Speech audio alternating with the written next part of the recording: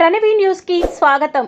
అగ్ని మంటలతో దగ్ధమైన కిరాణా దుకాణం ఆదివారం రాత్రి 10 గంటల సమయంలో కడప జిల్లా ఎర్రగుంట్ల మండలం చిలమకూరు గ్రామం 4 రోడ్ల కూడలినందు శ్రీ లక్ష్మీ శ్రీనివాస ట్రేడర్స్ అనగా భాస్కర్ కిరాణా దుకాణంలో కరెంటు షార్టేజ్ అయ్యి కాలిపోవడంతో అక్కడ ఉన్న స్థానికులు తెలుసుకొని కిరాణా దుకాణం యజమానులకు తెలియజేయగా ఘటనా స్థలానికి చేరుకున్న కిరాణా దుకాణం యజమానులు పెద్ద ఎత్తున నిత్యవసర వస్తువులు కాలిపోవడంతో కన్నీటి పర్యంతమైన కిరాణా దుకాణ యజమానులు అక్కడ ఉన్న స్థానికులు దుకాణ యజమానులు నీటితో ఆర్పుతూ పొద్దుటూరు అగ్నిమాపక కేంద్రానికి ఫోన్ ద్వారా తెలియజేయగా ఘటనా స్థలానికి పొద్దుటూరు అగ్నిమాపక కేంద్రం యంత్రాంగం సిబ్బంది చేరుకొని మంటలను ఆర్పివేశారు.